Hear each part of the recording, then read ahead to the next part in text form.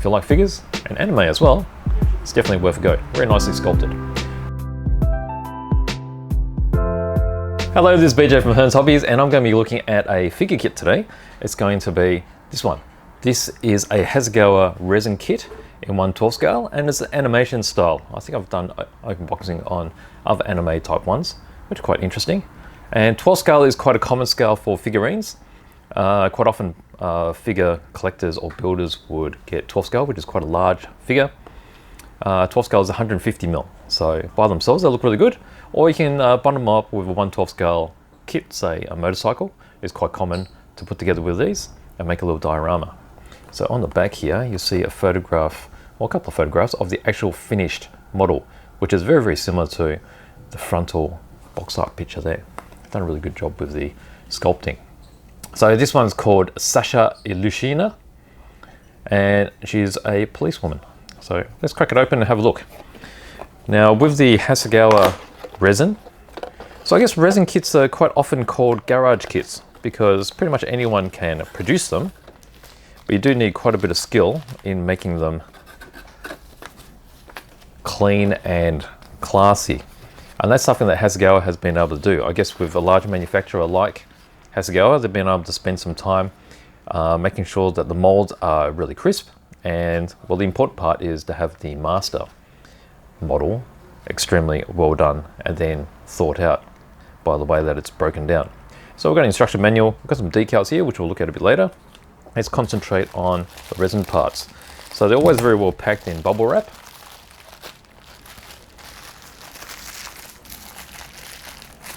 Bit more tape here. And here we go. So you can see the fair size of this particular kit. Now if I zoom in a little bit, you get a better idea of what's happening here. Now I'll cut open these packs and we'll have a closer look. Now I always like to concentrate on the face. If I want to find the face, the face is over here, so let's open up this one first. Just cut the packet. Since I'm doing this, we might as well cut this one as well. You can see 150 mil, it's a pretty decent sized figure. Okay, let's pop that aside. Let's have a closer look at this bag. This is going to have all the smaller parts. Now let's see if I can zoom in, because I always like to look at the face and how sharp these details are. There we go. Now on this particular, I guess you call this sprue. Okay, so that's how resin is produced. It's actually hand poured, and then if they do it properly, they'll put it in a little vacuum chamber to pull out all of the air bubbles. And from really closely looking at this, you can't see any air bubbles. Of all the Hasegawa resin I've looked at, there's no air bubbles.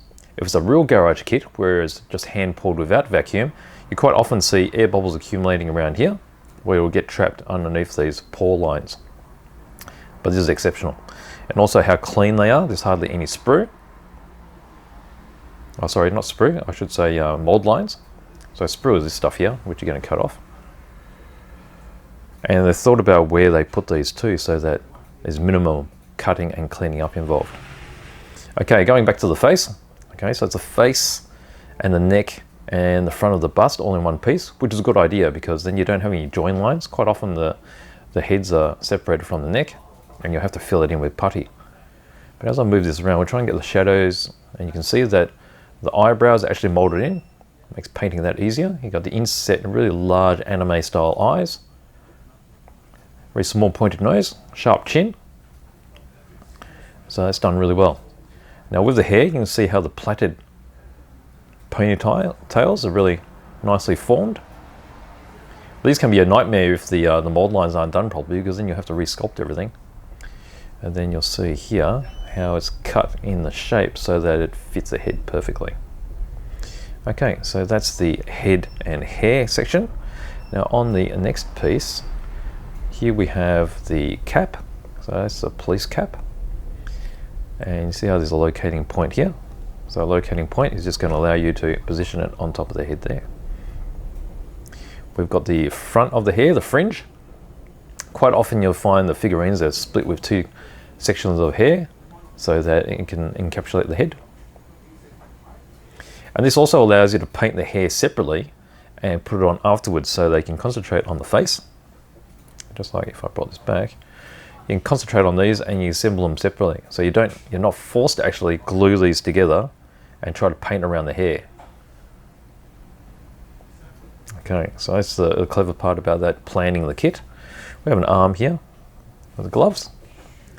You can see the sculpting on the fingers. They're quite defined. And then the other hand there with some handcuffs, as you will. She's got a big smile on her face, but she's got some handcuffs ready to capture you. Okay, all nicely crisp there. Right, now we move on to the bigger castings. Okay, so got the torso. Let me just empty this out. Okay, so torso in one large chunky piece. You see how the sleeves have been hollowed out and they've got locating squares as well. So let's help you locate the arms correctly. Same with the legs there. Nicely hollowed out, and that's, you see how crisp that is. Quite often you won't get any detail. That's very thin there, so you have to be careful. But you can see the folds of the clothing, nicely sculpted with separations here on the clothing. And then you've got the belt here as well. So you've got the keys, and then she'll have the arm coming down here where she's going to be strapping on the handcuffs. And you see the undercut here too, and that's where resin is far superior to injection molded plastic. Okay, so there's the torso, and then we move on to the legs. So the legs are all molded in one casting. See how they've got the multiple pieces here. These are just the resin access lines. So they'll pour it down the center, it'll fill up the mold here, and then all the excess will come out the top here. So that's why they're only thin. And thin is good because it makes it cleaning up really easy. So you can see the definition between the actual shoes and the feet, really sharp. Now with these, see if there's a mold line. I expect a mold line down the center, and there is a very faint one. And this just shows how good they are because it's actually really fine.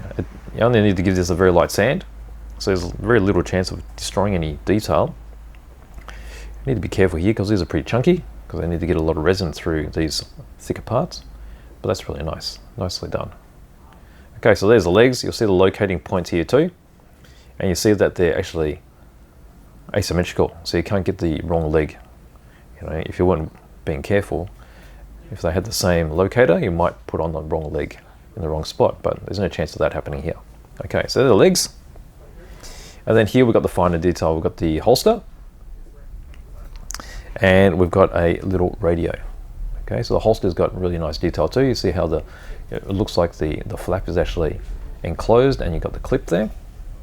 You can just see the detail of the hand grip of the pistol there as well.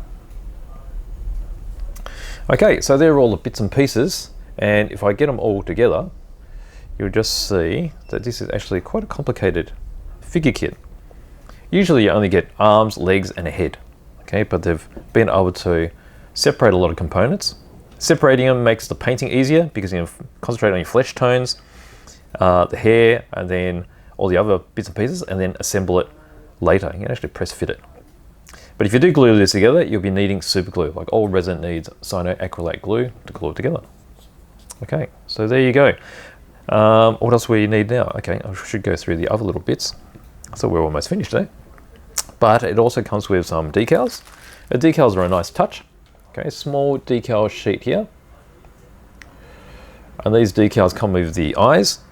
So eyes are looking in different directions. This saves you from painting. And then you've got the police markings.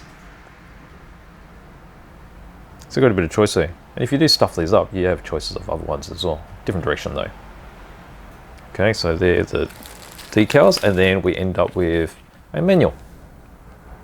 Okay, so manual here. Manual's going to be simple, of course. Open it up.